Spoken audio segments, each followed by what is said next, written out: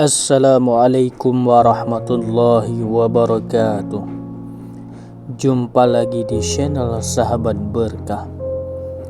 Pada kesempatan singkat kali ini, kita akan membahas tentang malaikat yang masuk ke dalam kubur sebelum mungkar dan wanakir.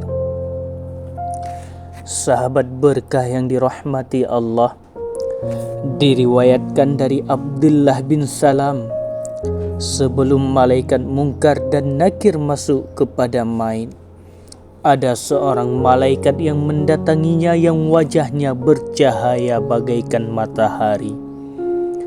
Malaikat itu bernama Ruman. Dia masuk dan menemui mayit dan mendudukkannya, lalu berkata, "Tulislah amalmu dari yang baik sampai yang jelek." Mayit pun berkata, "Dengan apa aku harus menulis? Mana pena, tinta dan tempatnya?"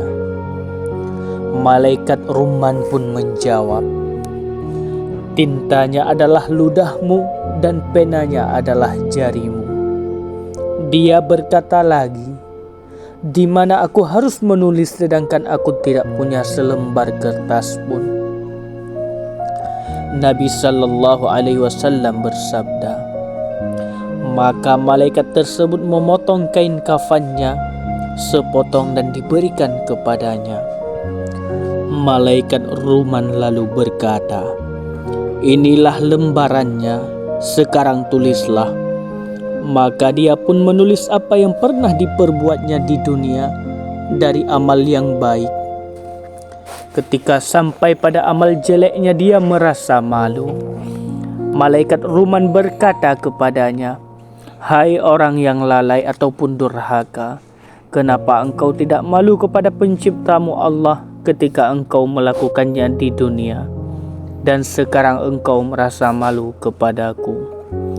Malaikat Ruman lalu mengangkat gada dan memukulnya. Maka berkatalah si mayit, "Angkatlah gada itu dariku sehingga aku bisa menulisnya." Maka ditulislah di dalamnya semua kebaikan dan kejelekannya.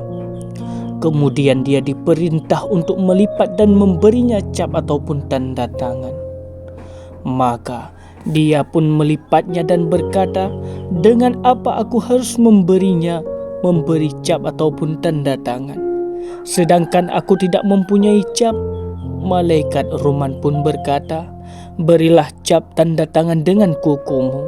Maka dia pun memberi cap dengan kukunya dan mengalungkan pada lehernya sampai hari kiamat. Sebagaimana firman Allah dalam Al-Quran, "Dan pada setiap manusia telah kami tetapkan amal perbuatannya, sebagaimana tetapnya kalung pada lehernya. Dan kami keluarkan baginya pada hari kiamat sebuah kitab yang akan dijumpainya dalam keadaan terbuka." Quran Surah Al-Isra ayat 13. Sahabat Berkah yang dirahmati Allah, setelah itu masuklah malaikat mungkar dan nakir. Maka apabila orang tersebut ahli maksiat, dia akan melihat bukunya pada hari kiamat dan diperintahkan Allah untuk membacanya. Dia membaca kebaikannya, dan ketika sampai pada kejelekannya dia diam. Maka Allah Subhanahu wa Ta'ala berfirman, "Kenapa engkau tidak membacanya?" Dia berkata, "Saya malu kepada engkau ya Allah." Dan Allah pun berfirman lagi, "Kenapa engkau tidak malu kepadaku saat di dunia dan sekarang engkau malu kepadaku?" Maka menyesallah hamba itu, tapi penyesalannya tiada berguna. Allah Subhanahu wa Ta'ala berfirman, "Pegang dia, lalu belenggulah tangannya ke lehernya. Kemudian masukkanlah dia ke dalam api neraka yang menyala-nyala." Quran Surah Al-Haqqah ayat 31. Sahabat Berkah yang dirahmati Allah, maka oleh sebab itu, semasa kita hidup di dalam dunia ini, perbanyaklah kita membuat amal kebaikan. Karena amal kebaikan itulah yang akan menolong kita nanti di alam kubur, bahkan di alam akhirat. Semoga bermanfaat, khususnya bagi saya pribadi dan umumnya bagi kita semua. Adapun sumbernya ialah dalam kitab Zakaikul Akbar karya Syekh Al-Imam Abdurrahim bin Ahmad Al-Qadali. Semoga bermanfaat. Akhirul kalam. Wassalamualaikum warahmatullahi wabarakatuh.